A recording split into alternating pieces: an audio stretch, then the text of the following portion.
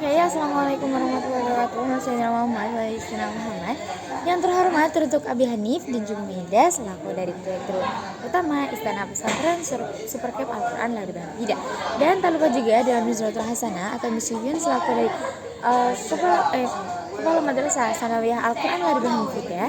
Dan tak lupa juga dengan Mus Al-Filah Jauharoh selaku dari Kepala Madrasah Aliyah Al-Quran Laribah Hida.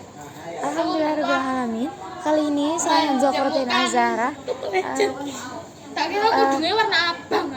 Zara dari kelas 8 MTS Al-Quran Laribah Hida akan mepresentasikan tentang pelajaran fikih, yaitu materi tentang makanan halal haram. Nah, makanan halal haram. Makanan halal itu adalah makanan yang diperbolehkan untuk dimakan dalam syariat Islam. Nah, syaratnya ini adalah ada dua syaratnya. Yang pertama itu halal dan yang kedua adalah thayyiban. Nah, halal itu adalah berarti yang diperbolehkan.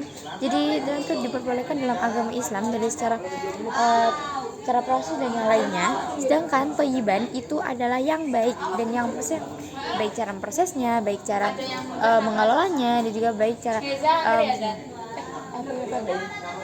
Nah, ada 3 hal yang bisa menyatakan bahwa makanan itu halal. Yang pertama itu karena zatnya, yang kedua itu hal karena prosesnya, dan yang ketiga adalah hal cara mendapatkannya. Nah, kalau misalnya salah satu di antara mereka ini ada yang tidak memenuhi syarat, atau kalau misalnya dia itu hal zatnya, dia tuh misalnya dia tuh daging ayam dan dia tuh juga diprosesnya itu juga baik-baik aja gitu loh, maksudnya pakai minyaknya juga ini, tapi dia itu nyolong ayam itu. Nah, dia itu termasuk makanan yang diharamkan. Nah, ada juga jenis-jenis makanan halal, yaitu seperti binatang ternak, semua binatang yang baik dan tidak memberi mudarat, dan juga semua binatang unggas, binatang yang ada di laut, dan juga binatang dan juga seperti bangkai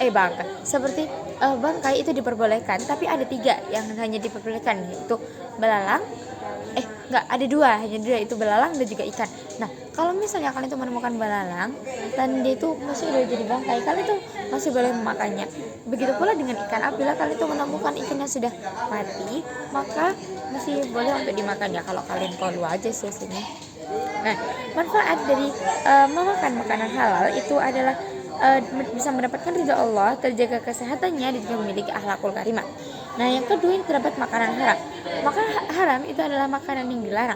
Nah, jika tidak ada dalil yang menyatakan bahwa makanan itu haram, maka makanan itu termasuk makanan yang halal. Nah, jenisnya itu ada 2. Yang pertama itu adalah haram li dzati, yang kedua adalah haram li ghairihi. Nah,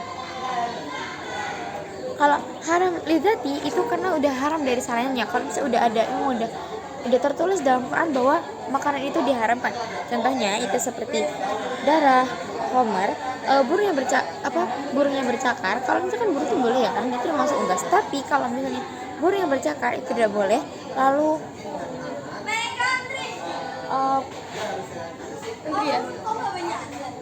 merah gak sih? Coklat ya. Binatang buas dan juga banyak lainnya. Nah, yang kedua itu dapat haram li ghairihi. Nah, haram li ghairihi itu contohnya itu seperti makanan halal yang sudah tercampur dengan najis. Nah, dia itu termasuk haram li ghairihi dan juga bisa disembelih tanpa mengucapkan basmalah dan juga bangkai. Nah, akibat makan makanan haram itu bisa tidak dicintai oleh Allah, tidak dapat masuk ke dalam, tidak dapat merusak jiwa. Nah, kecerdasan kita dapat menurun. Nah, kita tidak bisa menjadi pribadi yang cenderung lupa. Semangat kita tidak bisa berkurang, dan juga senang menyendiri atau ngelamun. Saya kira sudah cukup presentasi saya kali ini. Terima kasih atas perhatiannya. Mohon maaf apabila ada salah kata. Wassalamualaikum warahmatullahi wabarakatuh.